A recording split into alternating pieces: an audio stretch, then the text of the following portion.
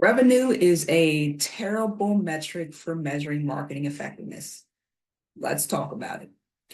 So, for the last 20 years, the measure of marketing success has been its influence or contribution to pipeline revenue. And it's been a struggle. So, 88% of marketers say it is a struggle to prove ROI. It's almost 90%. 90% of marketers have a hard time proving ROI. To me, that signals a problem.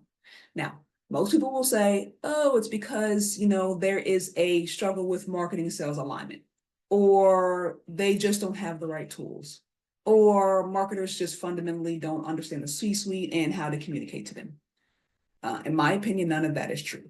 Over the last 20 years, you're meaning to tell me that no marketer or 80%, 90% of marketers can't figure out how to talk to the C-suite or do sales and marketing alignment? No, there's a bigger issue here. There's a fundamental problem. So, in my opinion, there's a couple things wrong here. So, number one, revenue is a terrible metric to measure marketing on because revenue is the responsibility of the entire business, not departments. The business makes money, departments don't make money.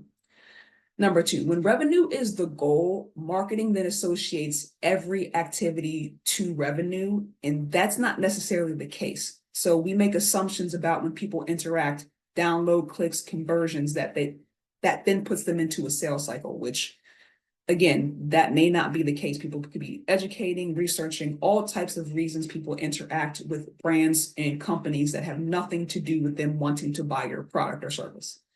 So we know that 80% of leads will never turn into sales.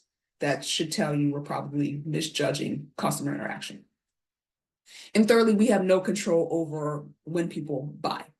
So if people can buy tomorrow, 6 months from now, 5 years from now, it tells you we're probably misjudging the impact of marketing activities. And then just tracking wise, just process wise, the lead tracking process to revenue breaks down in so many ways. So number one, again, we make assumptions about lead engagement. And when we do that, we then overstate the lead score, and then we overvalue MQLs. And then sales says these leads are crap and they're not ready to buy. And then now we have distrust between sales and marketing. So process breaks down there. Process also breaks down because, especially in a B2B scenario, so many things can happen between a meeting occurring and an opportunity being created. And it is very hard to track that in a CRM. So there could be several meetings that occur. People can leave the company, come back. People can go dark, which happens all the time, right? That is very hard to track process-wise. So that breaks down all the time. And then also, the person who's doing the initial research and the person who's actually signing the PO is very rarely the same person. So you have all this information on one person and then literally nothing on another, because the person who signs the PO is literally just there in the database as the person who signs the PO. They literally don't exist before then. So now you have a whole breakdown of sequences of the funnel. You don't have that, right? So not only does revenue tracking break down philosophically, it also breaks down technically. It's not a good metric. So then that begs the question, if revenue is a bad metric, what should marketing be measured on? Okay, well, to answer that question, we have to go back to what is the job of marketing? And in my opinion, it's not to drive revenue. Marketing's job is to create affinity and establish preference. So say, I like your brand and I choose your product or service over 2 or 3 other competitors.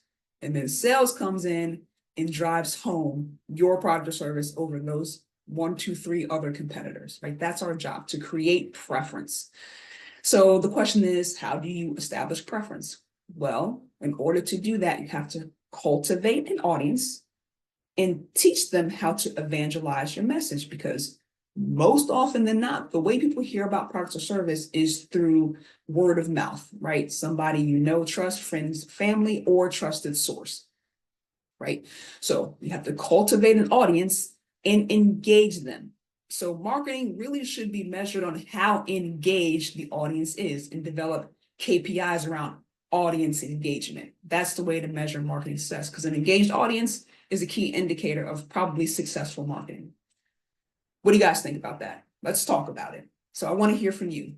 Am I way off base? I'm crazy. That's a ridiculous metric. Have you had success measuring ROI and then I just don't know what I'm talking about? Let me know. Let me know in the comments. Let's discuss it. So if you want to learn more about kind of keys to audience engagement and evangelism, read this week's blog. It's going to be in the comments below. Also, follow MO MarTech for more information on marketing and marketing principles. That's what we discuss all the time here. Thanks, guys.